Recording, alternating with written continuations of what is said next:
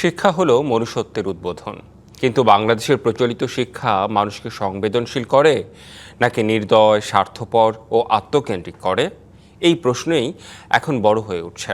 খোদ রাজধানীতে একটি ফ্ল্যাট থেকে সাবেক শিক্ষক ৭৫ বছরের বৃদ্ধা নূরজাহান বেগমের পচা গলা মরদেহ উদ্ধারের পর বেরিয়ে এসেছে উচ্চশিক্ষিত মানুষের নির্মমতা ও পৈশাচিক রূপ। মৃত্যুর এক সপ্তাহ পরও পাশের কক্ষে থাকা মেয়ে কিংবা রাষ্ট্রের উচ্চ পদে থাকা ছেলেরা জানতেও পারেননি তাদের মা আর বেঁচে নেই। গর্ভে ধারণের নিদারুণ কষ্ট, শত শত নির্ঘুম রাত, আদর যত্ন, ভালোবাসা ও নিরাপত্তায় তিল তিল করে বড় করেছেন।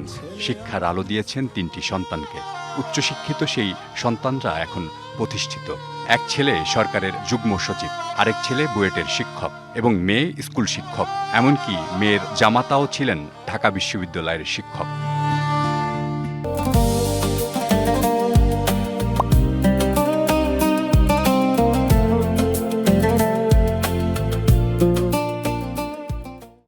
প্রতিষ্ঠিত সেই সন্তানের অবহেলা, অমানবিকতা ও উপেক্ষায় একজন নূরজাহান বেগমের জীবন প্রদীপ নিবল করুণ ট্র্যাজেডির মধ্যে দিয়ে, যে গল্পে দারুণভাবে প্রশ্নবিদ্ধ মানবতা ও সভ্যতা।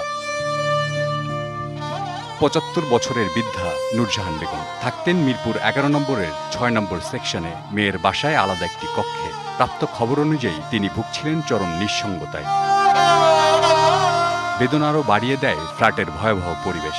সরজমিনে দেখা যায় মায়ের ঘরটি খুবই নোংরা ও অগোছালো, ইঞ্চিতে ইঞ্চিতে ময়লার স্তূপ, যে পরিবেশে সুস্থ মানুষের পক্ষে বসবাসের অনুপযোগী।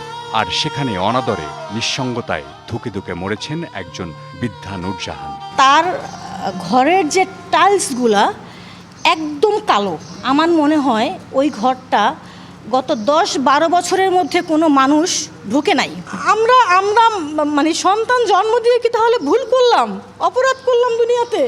জানা যায় কয়েকদিন ধরে মায়ের সারা শব্দ না পেয়ে রবিবার রাতে একজন নার্স ডেকে আনেন তার মেয়ে ফাতিমা নাসরিন। নার্স কক্ষে গিয়ে বৃদ্ধাকে মৃত অবস্থায় দেখতে পান। পরে জাতীয় সেবা কেন্দ্র 999-এ নার্সের ফোন পেয়ে মরদেহটি উদ্ধার করে পল্লবী থানা পুলিশ। যিনি মারা গেছেন তার মেয়ে একজন নার্সকে ডাইকা আনাইছেন যে আমার মার প্রেশারটা একটু দেখে দেন কী আসা অসুখ। তখন ওই নার্স আইসা দেখেন যে মৃত, আরও আগেই মারা গেছেন। তারপরে নার্স বাইরে আইসা 999-এ ফোন দেয়। ফোন দেওয়ার পর এই পুলিশ আসে। পুলিশ জানায় দীর্ঘদিন পড়ে থাকায় মরদেহে পচন ধরেছিল এবং কক্ষটিতে ছড়িয়ে পড়েছিল দুর্গন্ধ। প্রতিবেশী জানালেন মরদেহের শরীরে পোকা দেখেছেন তারা। তাদের ধারণা মৃত্যুর অন্তত 7 থেকে 8 দিন পর বৃদ্ধার মরদেহ উদ্ধার করা হয়। তারা চাচ্ছিল যে তাদের কবরটা মানে খুব চুপচাপে কবরটা হয়ে যাক, যেভাবে হোক। তো এখন আমরা যখন জানাজানি করলাম, এলাকার লোকজনকে তাড়াচ্ছিল, ধাওয়াচ্ছিল, ধমকাচ্ছিল এবং আমাদেরকেও ঠিক একই ব্যবহার করতেছিল। তো এক পর্যায়ে ওই ছোট ছেলে যেটা, ও বারবার এসে বলতেছে, আঙ্কেল আমার বাবা বলতেছে আপনারা চিলাচিলি করেন না, আপনাদেরকে একটু শুনেন। তো বারবার দেখি যে কি যেন বুঝে দিতে চাচ্ছে বা কি যেন দিতে চাচ্ছে। এ ঘটনায় সংক্ষুব্ধ হয়ে মারুফ হায়দার নামে এক প্রতিবেশী পল্লবী থানায় অভিযোগ দায়ের করেন। নূরজাহান বেগমের মেয়ে ফাতিমা নাসরিনের বাসায় গেলেও গণমাধ্যমের সাথে কথা বলেননি তিনি। পল্লবী থানার ভারপ্রাপ্ত কর্মকর্তা জানান, সোমবার ঢাকা মেডিকেলে ময়নাতদন্তের পর পরিবারের কাছে হস্তান্তর করা হয় মরদেহ। সন্ধ্যা 6:30-টার সময় আমাদের কাছে একটা 999 একটা কল আসে যে 11 নম্বরে একটা বাসায় একজন বৃদ্ধার মরদেহ বেরিয়েছে। সংবাদ পেয়ে আমি প্রথমে আমার অফিসারকে প্রেরণ করি।